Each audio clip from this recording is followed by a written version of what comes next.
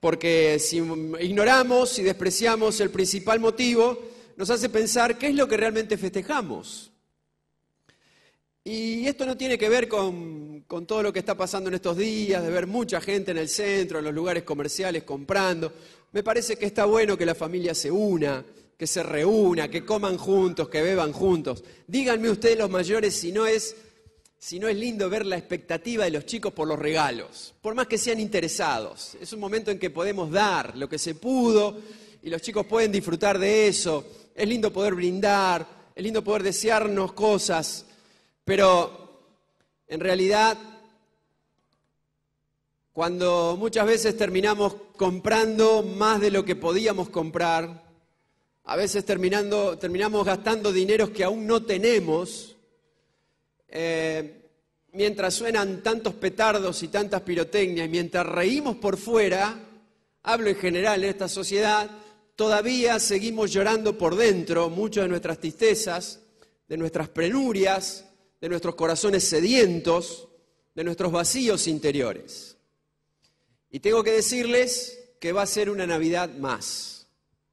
Una Navidad más en que algunos van a recordar seres queridos que ya no están. Una Navidad más en que van a salir a la luz algunas peleas familiares que en estos días se ponen muy en el tapete y donde tratamos de tapar algunas angustias con un montón de cosas que me parece que no era el verdadero sentido de la Navidad, porque el Señor vino justamente para que nosotros podamos desnudar el alma y refugiarnos en Él. Y entonces la Navidad deja de tener un sentido comercial y deja de tener un sentido festivo, simplemente para que podamos acercarnos a la verdad y recibir la invitación de Dios para poder entender lo que Él nos ofrece y la esperanza que tenemos en Él. A mí me gustaría que leamos en breves minutos, vamos a reflexionar nada más en el libro de Lucas, es quien mejor explica el nacimiento del Señor en el capítulo 2. La lectura corresponde al momento de la anunciación y dice: Dios envió al ángel Gabriel a la ciudad galilea de Nazaret para que vea a María, una joven virgen que estaba comprometida con José, un hombre que era descendiente de David. El ángel entró donde ella estaba y le dijo: salve, muy favorecida, el Señor está contigo. Cuando ella escuchó estas palabras, se sorprendió y se preguntaba qué clase de saludo era ese. El ángel le dijo: María, no temas, Dios te ha concedido su gracia. Vas a quedar encinta y darás a luz un hijo y le pondrás por nombre Jesús. Este será un gran hombre. Otras versiones dicen: Él será grande y lo llamarán Hijo del Altísimo. Dios, el Señor, le dará el trono de David su padre y reinará sobre la casa de Jacob para siempre y su reino no tendrá fin. Pero María le dijo al ángel: ¿y esto cómo va a suceder? Nunca he estado con un hombre. El ángel respondió: el Espíritu Santo vendrá sobre ti y el poder del Altísimo te cubrirá con su sombra. Por ello, el santo ser que nacerá será llamado Hijo de Dios. También tu parienta Elisabet, la que llamaban estéril, ha concebido un hijo en su vejez y ya está en su 6º mes de embarazo. Para Dios no hay nada imposible. Por favor, volvamos. Vamos a leer juntos esta frase, es una declaración de fe. Para Dios no hay nada imposible. María dijo entonces: yo soy la sierva del Señor, cúmplanse en mí lo que has dicho. Y el ángel se fue de su presencia. Miren, Lucas, quien escribe este evangelio, era un médico, un doctor de la época. Por su nivel cultural, por su nivel intelectual, fue quien más se dedicó a investigar para escribir el libro de los Hechos y el libro de Lucas. Cada vez que nosotros tenemos la conciencia de compartir el evangelio con alguien, debemos hacerlo con toda el alma, con todo el corazón y con toda la pasión. Lucas ignoraba que sus escritos iban a estar en el canon bíblico y que nosotros íbamos a leer esas historias. Cuando ustedes van al principio del libro de Lucas y el libro de los Hechos, van a ver de que Lucas escribe este libro para una persona, su excelentísimo, dice él, amigo Teófilo, que seguramente era alguien que tenía inquietudes espirituales y que indagando quizás en las Escrituras y en los hechos acontecidos, Lucas podía ser un medio para que él llegara a la fe. Así que, hermanos, si Lucas fue capaz de escribir un libro para una sola persona, ¿qué dedicación tenemos que tener nosotros también? Aunque no escribamos un libro, para no bajar los brazos en compartir la verdad del Evangelio. Lucas, al ser médico, decidió en su vida acompañar al apóstol Pablo en muchos de sus viajes. Y en el año 56 o 57 después de Cristo, viajó con Pablo a Jerusalén. Allí lo encarcelaron a Pablo y durante 2 años estuvo entre Jerusalén y Cesarea. Y como Lucas estaba en libertad, se cree que hizo muchos viajes por toda la Tierra Santa para investigar cada uno de los hechos que fueron sucediendo en los evangelios, o en el evangelio, en la historia de Jesús. A tal punto que quizás a los 75 años de edad, María, la madre de Jesús, tuvo una entrevista personal con Lucas. Y le contó detalle por detalle las cosas que habían acontecido. Por eso Lucas escribe de primera mano todas estas cosas donde encontramos un montón de detalles. Las palabras del ángel a María, que me parece que es un día como cualquiera para María. Vieron ustedes que las cosas sorpresivas en la vida ocurren en un día común.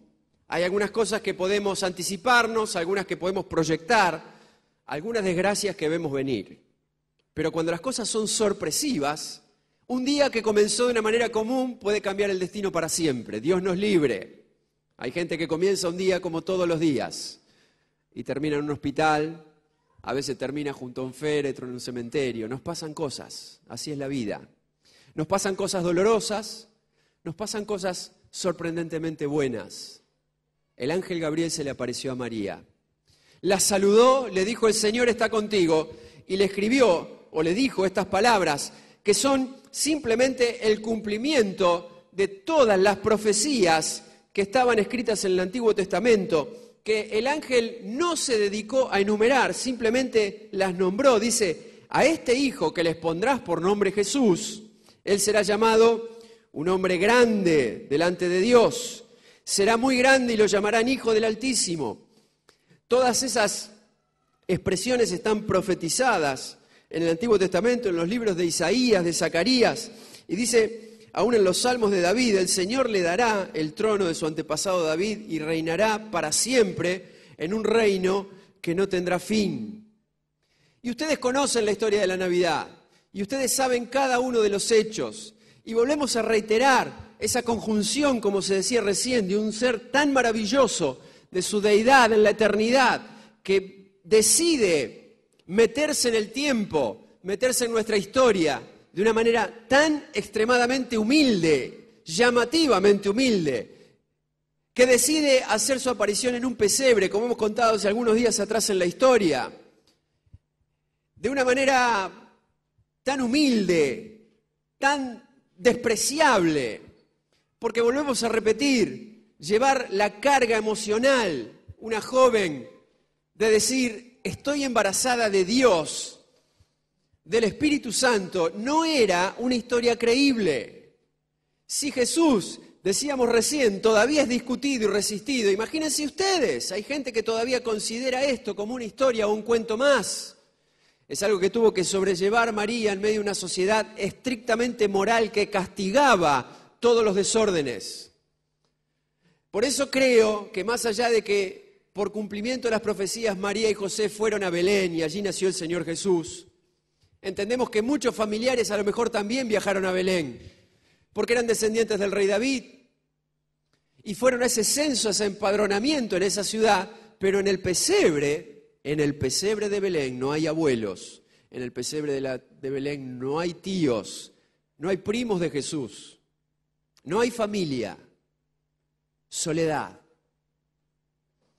Y creo que una vez más vale la pena que lo digamos, que Dios elige este camino porque no necesita autopublicitarse, sino que cumple el objetivo de venir a identificarse con lo que nos pasa, a identificarse con la soledad, a identificarse con la contradicción, con el no ser entendidos, a identificarse con la angustia.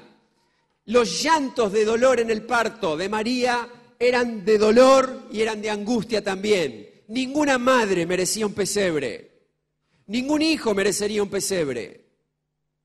Seguramente tratando de clamar a Dios sin respuestas, habrán creído que estaban desobedeciendo, que habían previsto las cosas mal, pero Dios estaba con ellos. Me parece que entre tantas cosas simples y rutinarias y ordinarias del pesebre, siempre hay una frase que vamos a cantar simplemente en minutos en la canción Noche de Paz. Dice, hay un resplandor que luce en el rostro del niño Jesús. Al menos para mí esa es la frase más conmovedora de la canción. Entre tantas cosas simples, entre tantas cosas ordinarias, hay un haz de luz sobre el rostro del niño Jesús. ¿Cómo habrá sido el rostro del niño Jesús? La paz de Dios estaba en ese lugar. El poder y la majestad de Dios estaban en ese lugar. Y en los primeros días, antes del 8º día, todo padre y toda madre debían decidir qué nombre le iban a poner a su hijo. Y conforme a lo que el ángel le dijo a María en la aparición y también le dijo a José cuando se le apareció, le pusieron por nombre Jesús. Las profecías decían que se iba a llamar Emmanuel, Dios fuerte, Padre eterno, Príncipe de paz. Jesús es muy grande para tener un solo nombre. Sin embargo, cada vez que vemos las predicciones y las profecías acerca de Jesús en el Antiguo Testamento, nunca se separa entre la primera y la segunda venida. Eso lo entendemos después en el Nuevo Testamento. Los judíos no lo entendían y no lo entienden hasta el día de hoy. Tenemos muchísimo respeto. Las profecías hablan de un Mesías que viene con toda autoridad y poder para reinar, no que nace en un pesebre. Pero la aclaración del ángel a María es, lo llamará Jesús, porque Él salvará a su pueblo de sus pecados. Y tengo que decirles que todas las profecías que siguen pendientes acerca de Jesús, aún esa de su nombre Emmanuel, Dios con nosotros, que por más que espiritualmente está con nosotros, en su venida gloriosa será rey en toda la tierra y todos podrán percibir su presencia y su reinado, a tal punto que toda la tierra estará influenciado por la paz y por la gloria de Dios. Sin embargo, ahora le ponen por nombre Jesús. Es una versión griega del nombre del Antiguo Testamento Josué, que significa Dios es el que salva. Y yo esta mañana quiero concluir simplemente con una sola reflexión. Nadie necesita un Salvador hasta que no tiene una profunda necesidad que ya no puede satisfacer por sus propios medios.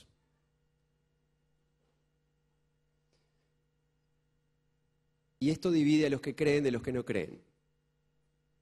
Y esto divide a los que aceptan de los que no aceptan. Y esto divide a los que celebran el nacimiento de Jesús de los que celebran simplemente la Navidad. Esto divide o separa a aquellos que entienden espíritu navideño, la paz y el poder que despliegan la gracia de Dios. Y otros llamamos espíritu navideño aquello que significa regalar, festejar, compartir. La ciencia ha hecho, celebramos eso también, que cada vez tengamos menos urgencias y menos necesidades. Los remedios que tomás no existían hace años atrás. El teléfono que tomás en tu mano te ha permitido comunicarte de manera maravillosa con gente que están a distancia que no podrías hablar. Los vehículos que manejamos han acortado el tiempo y las distancias para que podamos manejarnos de una forma totalmente distinta, que existan los aviones para que el mundo se achique y en horas uno pueda estar en una latitud totalmente extrema, que podamos dejar de estar perdidos porque prendemos un aparatito, eso a mí me ayudó muchísimo, que se llama GPS y no tenemos que preguntarle a nadie cómo llegar hasta algún lugar. Nos ha solucionado problemas. Y nos las valemos por nosotros mismos cada vez mejor como seres humanos. Hasta que en algún momento nos quedamos sin recursos y necesitamos de alguien más. O necesitamos algo más. La tecnología hace su parte y muchas cosas han avanzado en la ciencia para que tengamos bienestar. pero entendemos que la biotecnología y la ciencia todavía no han llegado a lo que siente un corazón. Y entonces, en esa lucha por nuestras penurias, lo que hacemos es tratar de ser nuestros propios salvadores. Y la peleamos todos los días. Y ahogamos la angustia, y ahogamos las lágrimas, y seguimos adelante, a veces con fuerzas y a veces sin fuerzas. Y a veces caemos derrotados, y algunos vuelven a levantarse y otros no.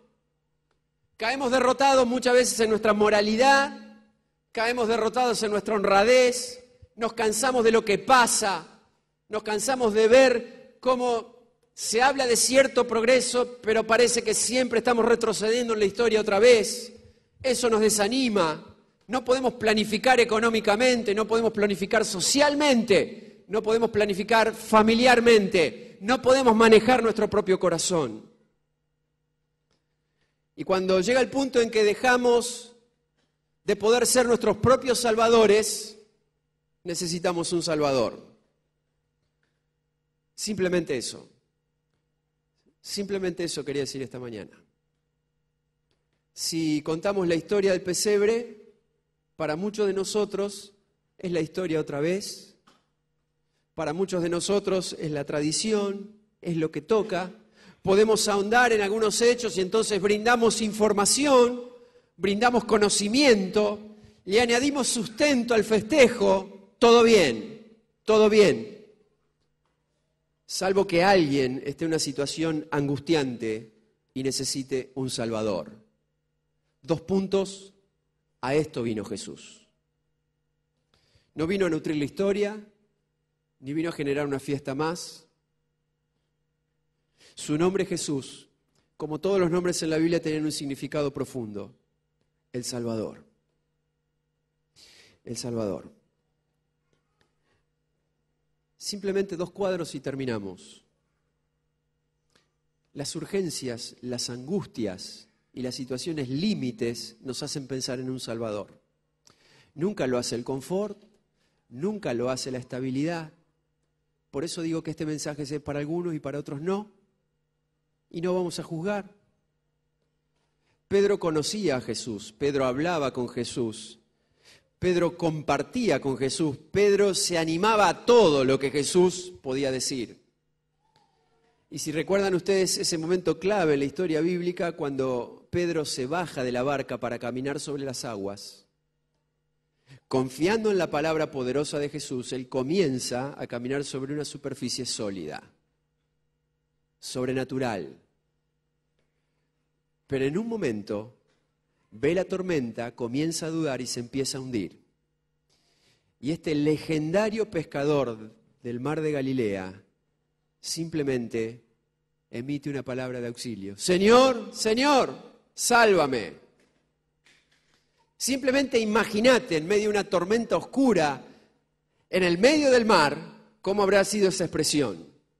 En un momento culminante de urgencia, de necesidad extrema. En esos puntos necesitamos un Salvador. Si no, simplemente es un sermón y tengo que terminar rápido. Simplemente piensen el tono de voz y la desesperación para estas 2 palabras. Se necesita desesperación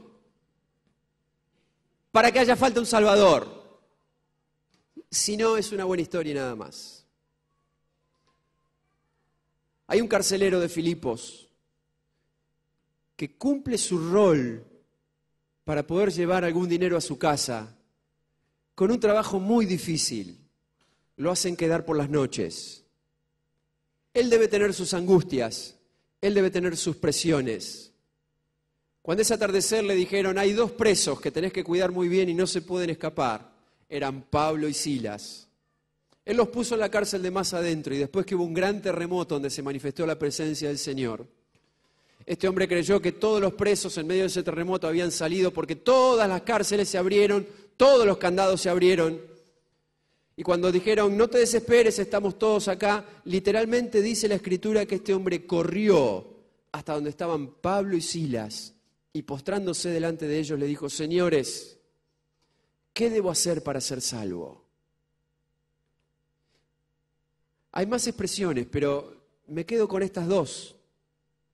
No son frases retóricas. Señor, sálvame. No hay manera de decir Señor, sálvame en medio del confort.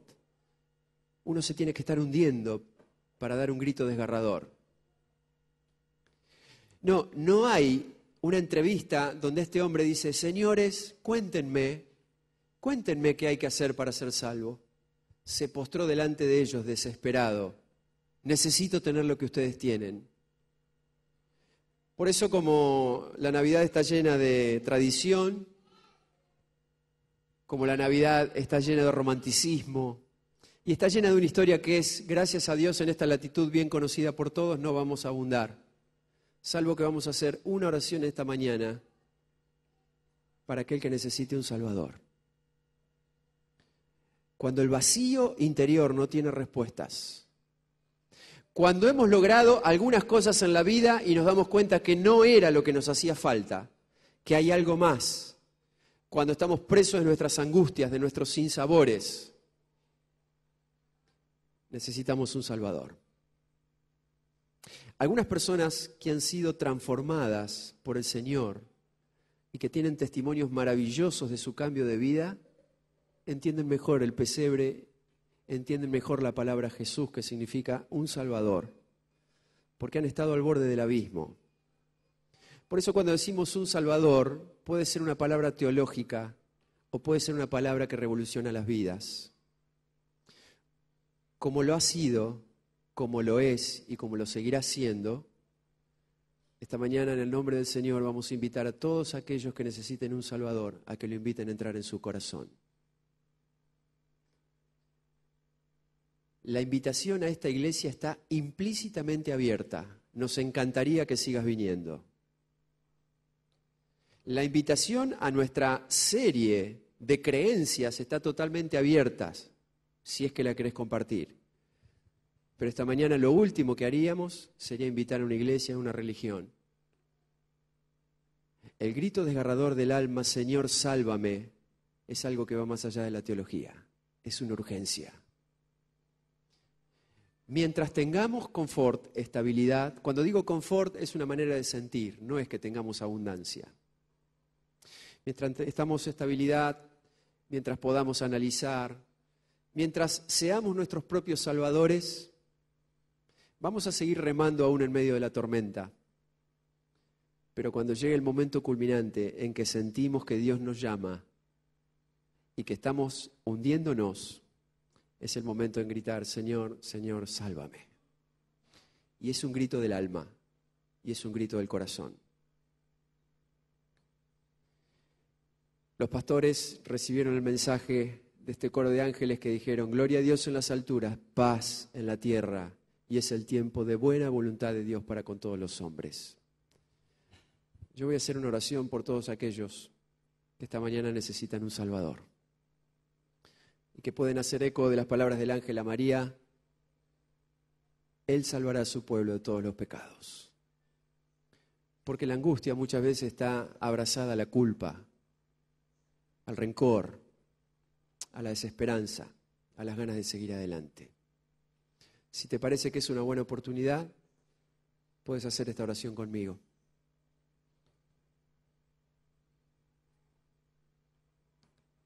Señor, conocés mi alma, conocés mi corazón.